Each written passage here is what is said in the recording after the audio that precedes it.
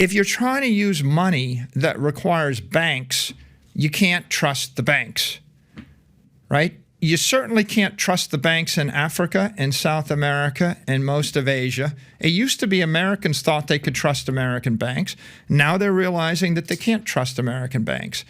So the first order impact of the banking crisis is people think, well, maybe the money I had in the bank's going away, and so I ought to put it in a bank in cyberspace that isn't controlled by the government or by the bankers, and that's Bitcoin.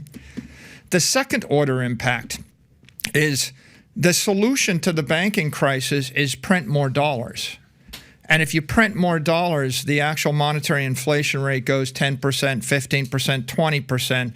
So you think, why do you think those bonds crashed? Because they're actually claims on dollars. Do you really want to hold $1 billion of Zimbabwe dollars? What if I offered you 10 billion Zimbabwe dollars? I mean, the answer is it's going to a nickel, okay? So if the paper currency keeps crashing, then you can't own anything that's currency related. You can't own a currency derivative. You need to own something that politicians can't print more of. Okay, well, that's oil, that's land. But the problem is, try hauling 100,000 barrels of oil from where you are to London, where you want to be. How are you going to do that? I'll give you $1 billion of land in Central Africa, and then someone takes over with machine guns and declares that everyone with large amounts of land now loses it. That happened in Zimbabwe. You're going to pick up the land on your back and carry it to France? So it's simple. If people lose faith in the banks, they lose faith in the currency. When they lose faith in the currency, they lose faith in the government. When you lose faith in the bank, the currency, and the government, and someone says, what can you trust? The answer is you can trust Bitcoin because you can custody your own asset, you can run your own node. And at the end of the day, even if the Chinese want to shut it down, they can't. If the Russians want to shut it down, they can't. If any nation state wants to shut it down, they can't. If the US wanted to shut it down, they can't. And so everybody wants something that they can trust that is beyond the reach of a corrupt politician, a corrupt corporate executive, or they don't have to be corrupt. They can just be well-meaning, trying to do the right thing in a misguided fashion and meddling with your economic life. If there's ever been a time for you to make that argument and make it aggressively and scream it off the top of your lungs is right now, especially the fact that 3 out of the 4 largest banks that ever gone out of business in the history of America were done in the last 90 days. You got WAMU was the biggest, which was September of 2008, $307 billion. First Republic was $212 billion. That was May 1st. Silicon Valley Bank, March 10th, $209 billion. Signature Bank, March 12th, $110 billion. And the next one, closest one to it, is IndyMac. If you remember, IndyMac was only a $31 billion company back then in 08. So someone may be listening to this and say, oh, my God, man, if this guy's right, maybe I ought to start moving my money out of my bank as soon as possible. And, Jamie Dimon, I know these guys are trying to get people not to take their money out of the bank and have too many bank runs, because if they do that and, some are taking their money out of their bank and putting it in the money market, is Michael saying take my money out and put it in Bitcoin? Or are you saying maybe take it and put it in a bigger bank? I'm a little concerned, Michael. You sound smarter than me. What should I do? The average person's thinking that right now. So are you saying that these 3 out of 4 largest banks that went out of business that happened last 90 days, there's more to come and things are going to get uglier than what it's been last 90 days? Or are you just saying the fact that if you keep your money in the bank, at any point they can make that decision and control your money? I'm saying that money is a store of value, and there are multiple monies, and they're not created equal. So let me give you the world's worst money. The worst money in the world is like Argentine pesos or Venezuelan bolivars or Zimbabwe dollars or Nigerian naira. Weak money. The official inflation rate in Argentina is 105%. But that's the official rate, which is that understates it. The actual inflation rate would be higher. And if the inflation rate is running 100%, that means your money is losing half of its value every 12 months. That means that within 10 years, you have nothing. Okay, so bad money, bad currency or bad money loses all of its value over the course of a few years. In Venezuela, you lose all your value in 36 months. In Argentina, in 10 to 20 years, the Argentine peso was 1 to the dollar 21 years ago. If you had $1 million 21 years ago, the Argentine peso right now is about 480 to the dollar. So that's not a 99% loss. That's a 99.8% loss, right? In how many years? 21 years. Okay, so what I'm saying is you don't have money if you have weak currency. Now let's take strong currency. Well, the strongest currency in the world is the dollar.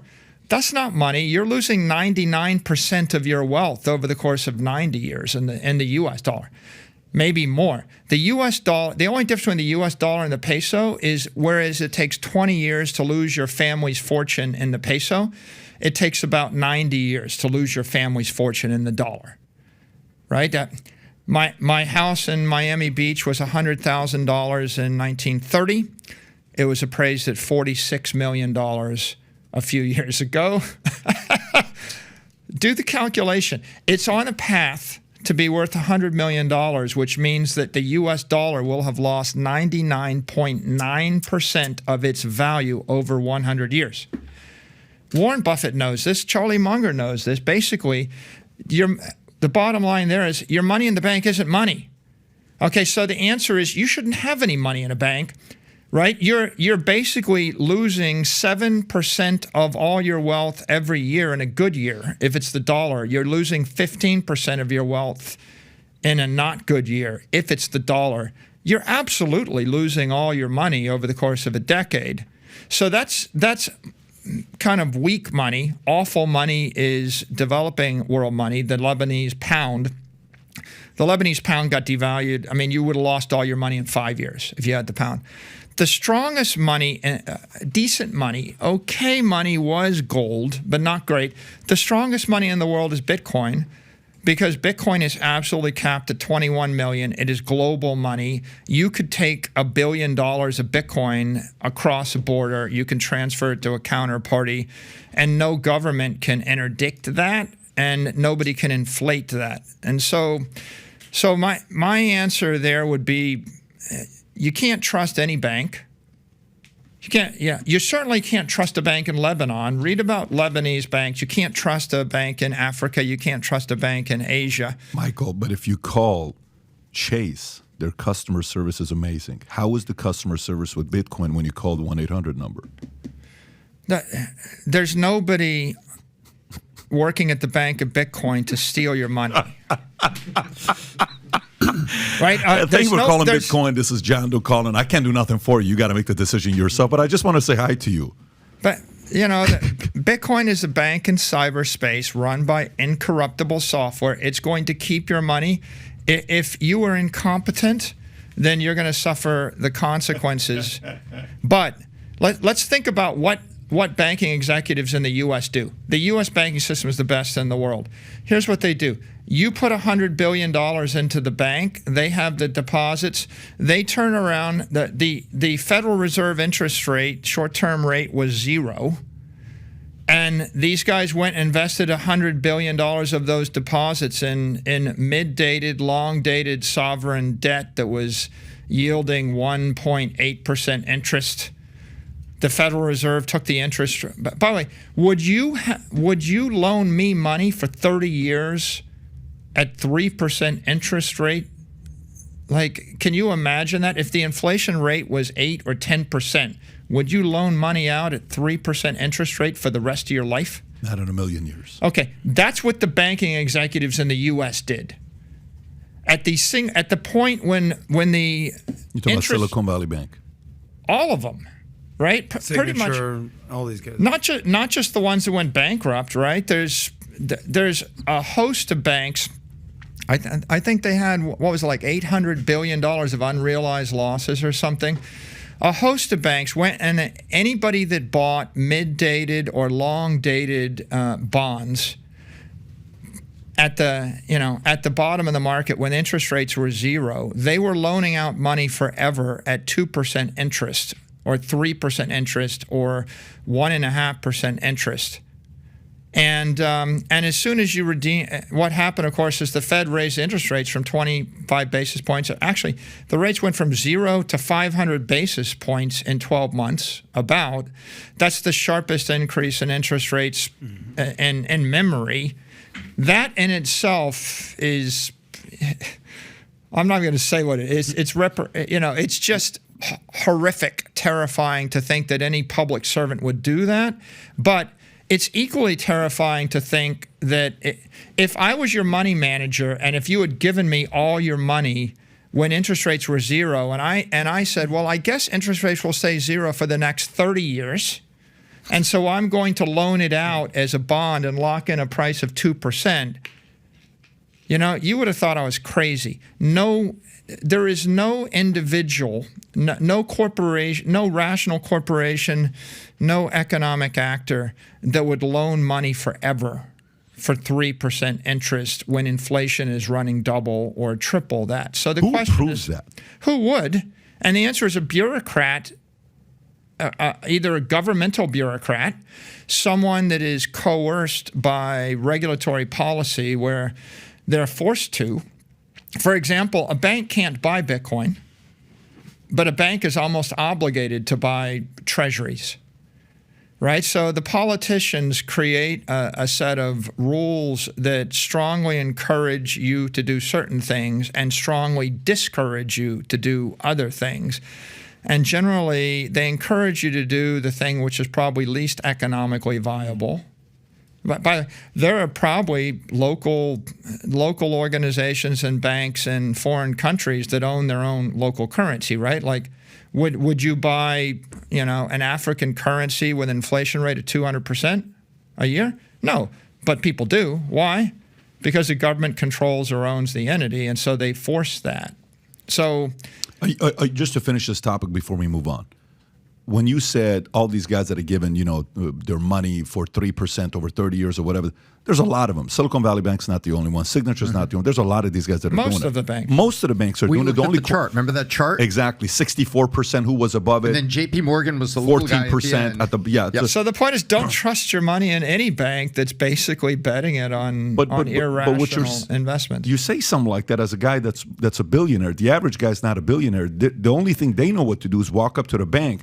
So it's a different scenario you're in. But the question I want to ask you is the following. Are you saying there's going to be bigger banks that are on the line right now that we could see popping up, that they're in the same situation? Because if most of them are doing it, Powell's not lowering rates. And they're saying he's not going to do it till December. So how much longer can these guys handle these types of conditions? Yeah, so let me just answer two questions. What do I think will happen in the banking system, and what do I think a person should do? What I think happens to the banking system is all of the regional banks, the small, mid-sized banks are at a massive disadvantage right now because the government is showing that they're not going to bail out those equity holders. So there's a migration of deposits from the small banks to the big banks. I think the J.P. Morgans, the Bank of Americas, the mega banks will continue. They'll be just fine. They'll be supported by the government. The small banks are going to struggle, and that's what you see going on right now. If you're a depositor, you'll probably get bailed out by the government. If you're a bondholder in the bank or an equity holder of the bank, you won't get bailed out, right? And so there's a crisis for investors. Whereas everybody that's a depositor doesn't want to sit around and take the risk, right? Who wants any anxiety? So I think that to the extent that you rely on banks, clearly the world is waking up, and the U.S. is waking up, and they're thinking, I want to be with big banks. I wouldn't have my money in a bank anywhere outside the U.S. in a weak country, right? You need to be in a rich, strong country with a rich, strong bank.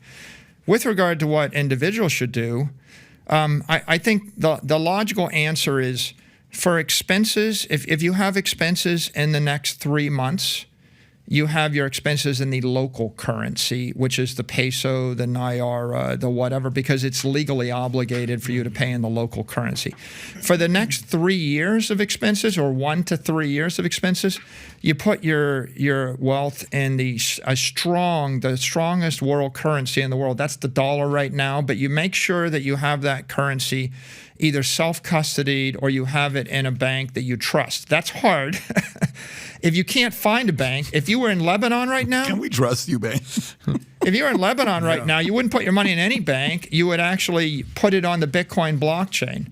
For any amount of money you want to keep the rest of your life, if you want to give it to your kids, if you want to actually retire on it, anything that's investable asset, you would put it in Bitcoin. You would put it in the strongest possible world currency, the global money, and that's Bitcoin. You're not going to get rich investing in dollars, and you'll lose all your money if your dollars are in a weak bank, and if your dollars in a strong bank, you'll just get poor slowly, and you're going to get poor. You're going to get poor rapidly if your money is in not the dollar but a weaker currency, and you're going to get completely bankrupt if you trust a weak bank. And so MicroStrategy, by the way, we had like $90 million. We had $4+ billion worth of Bitcoin. So go figure, right? 98% of our assets are actually in the strong money. 2% is in the world's strongest currency in a good bank, in one of the big 4 banks, right? And that's about as much exposure as I want to a currency. So if you like this clip and you want to watch another one, click right here. And if you want to watch the entire podcast, click right here.